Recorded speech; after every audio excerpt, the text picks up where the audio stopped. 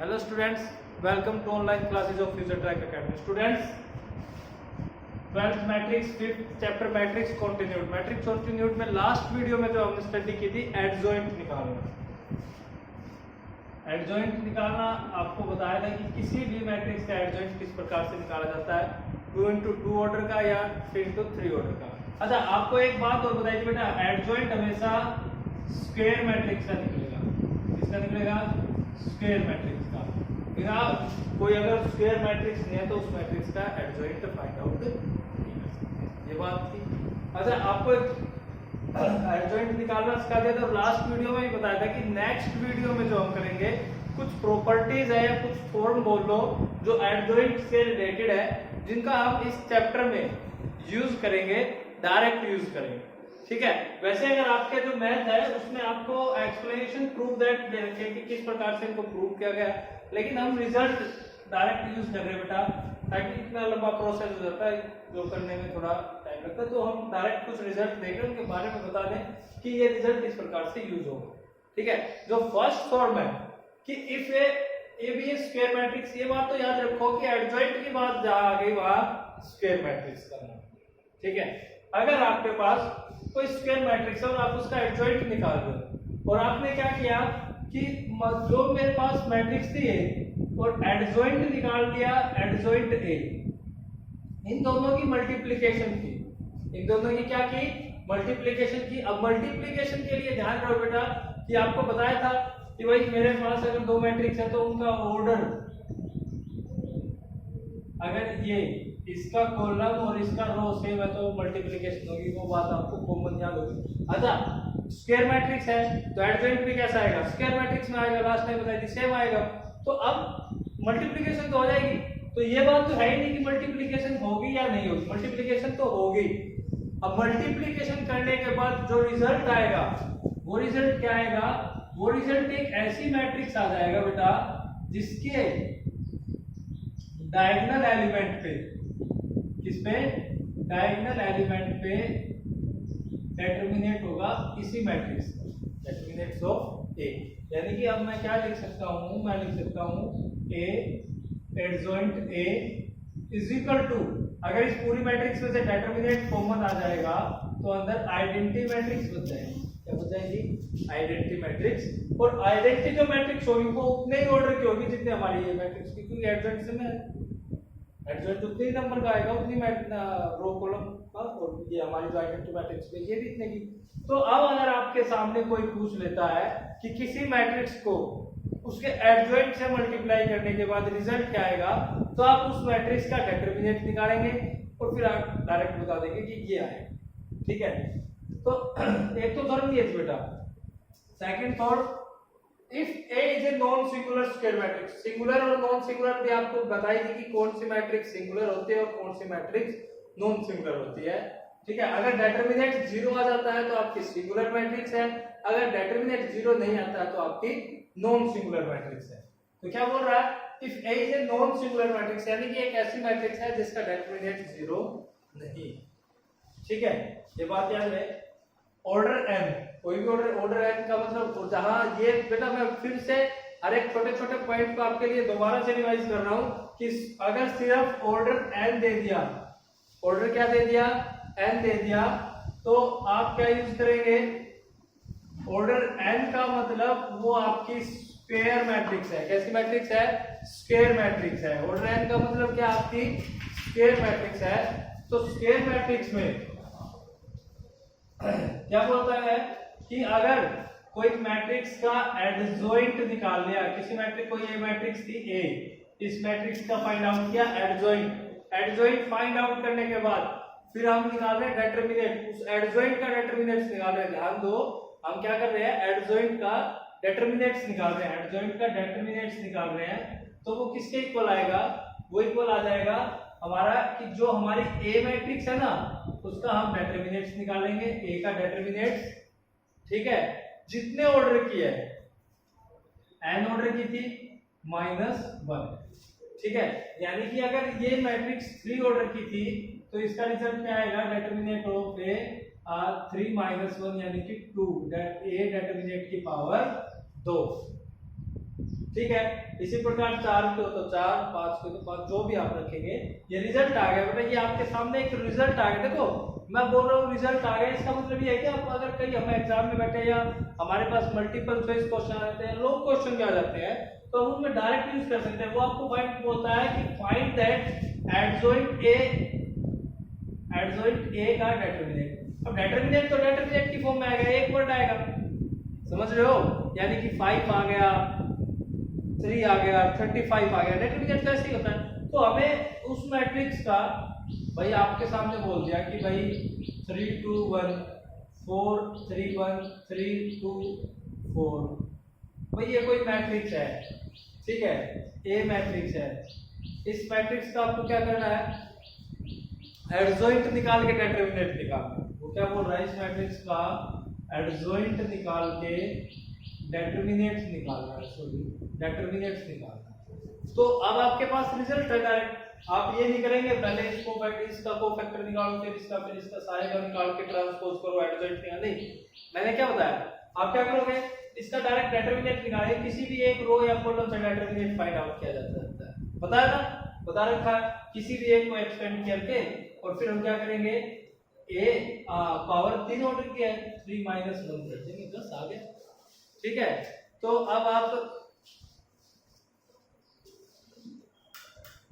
तो इसी प्रकार जो हमारी थर्ड प्रॉपर्टी है, थर्ड प्रॉपर्टी क्या बेटा, कि if A is a non singular square matrix, कैसी है, नॉन सिंगुलर स्क्वायर मैट्रिक्स है, कोई हमारे पास ए मैट्रिक्स है, ए ये मैट्रिक्स है, अगर नॉन सिंगुलर है तो इसका मतलब रिजल्ट अभी बता देता हूं दोबारा से कि इसका जो डिटरमिनेंट है वो नॉट इज इक्वल टू 0 है, ठीक है।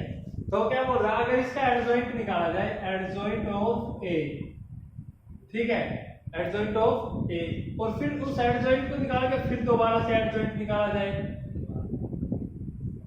इस एडजॉइंट का दोबारा से एडजॉइंट निकाला जाए, तो हमारी जो, ठीक है, रिजल्ट आएगा, और रिजल्ट क्या आएगा, रिजल्ट आएगा डिटरमिनेंट ऑफ ए n की पावर -2, ठीक है, डिटरमिनेंट ऑफ ए जो पहले वाली मैट्रिक्स थी वो मैट्रिक्स और n की पावर 2, यानी कि आपको देखो एक बात बताता हूं बेटा, अगर 2 × 2 ऑर्डर की मैट्रिक्स है, कैसी है, 2 × 2 ऑर्डर की मैट्रिक्स है, 2 3 1 2, इसका डिटरमिनेंट, इसका पहले तो एडजॉइंट निकालते हैं, ठीक है। 2 × 2 ऑर्डर की मैट्रिक्स का एडजॉइंट निकालने का क्या होता है, आपको लोग, मैं प्रॉब्लम बेटा, एक बच्चे की प्रॉब्लम भी थी, अभी बात आ गई है तो मैं बता रहा हूँ, एक बच्चे की प्रॉब्लम थी सर, 2 × 2 ऑर्डर की जो मैट्रिक्स का एडजॉइंट है वो थोड़ा कंफ्यूज कर रहा है। तो बेटा क्या होता है कि जो डायगोनल है a11 या a22, ऐसे डायगोनल जिनमें i और j इक्वल है, ठीक है, दोनों को इंटरचेंज कर दो, दोनों को इंटरचेंज कर दो, ये कर दिए लोग। और जो i not is equal to j वाले जो डायगोनल है, ठीक है, उनको साइन चेंज कर दो, उनका क्या करना है, साइन चेंज। ये इस मैट्रिक्स का एडजॉइंट आ गया, ये इस मैट्रिक्स का क्या आ गया, एडजॉइंट। अब दोबारा से इसका एडजॉइंट निकालूंगा, दोबारा से इसका एडजॉइंट निकालूंगा तो मेरे पास क्या आ जाएगा, मेरे पास आ जाएगा कि भाई ये चेंज हो जाएंगे, वही पहले वाली मैट्रिक्स ही आ जाएगी 3 और, ठीक है। तो इस प्रकार से करो, भाई इसका डिटरमिनेंट क्या है, डिटरमिनेंट ऑफ ए n - 2, ठीक है।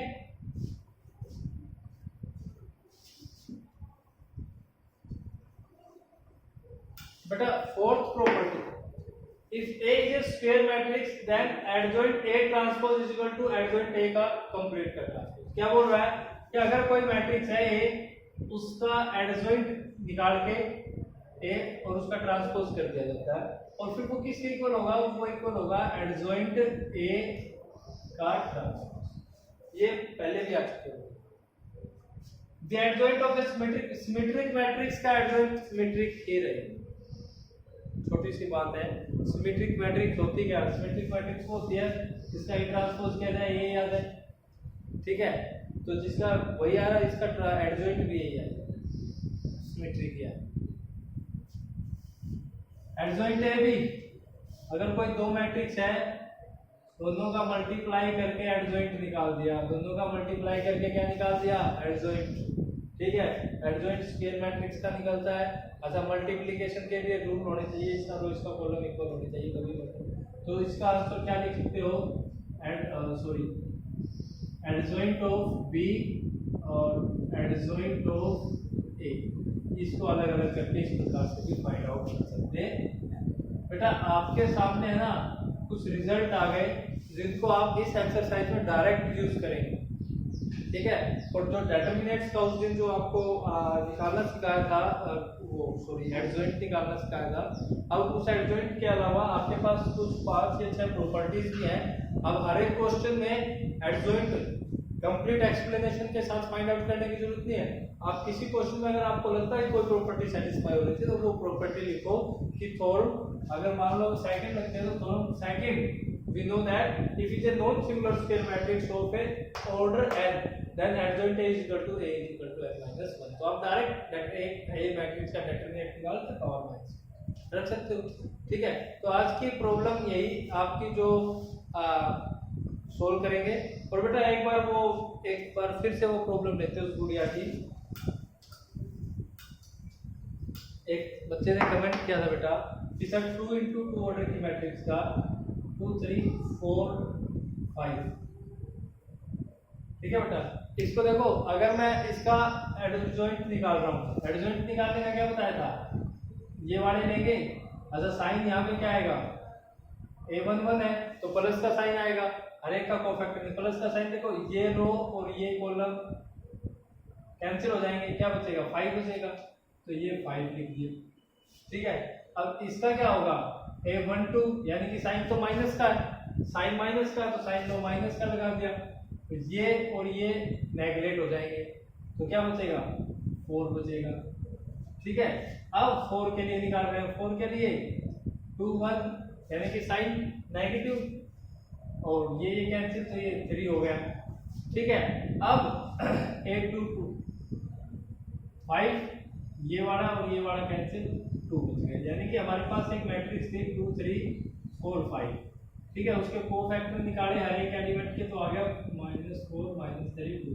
लेकिन एडजॉइंट क्या होता है, जो कोफैक्टर निकालने के बाद जो मैट्रिक्स आई है ना उसका ट्रांसपोज करना, यही एडजॉइंट होता है, ठीक है। तो एडजॉइंट क्या आ जाएगा 5 -4 -3 और ये एडजॉइंट है बेटा, ये एडजॉइंट नहीं है, ये हमने हर एक एलिमेंट के कोफैक्टर फाइंड आउट करे, उस कोफैक्टर को ट्रांसपोज कर दिया जाए तो जो आंसर आता है इसको बोलते हैं एडजॉइंट ऑफ ए, ठीक है।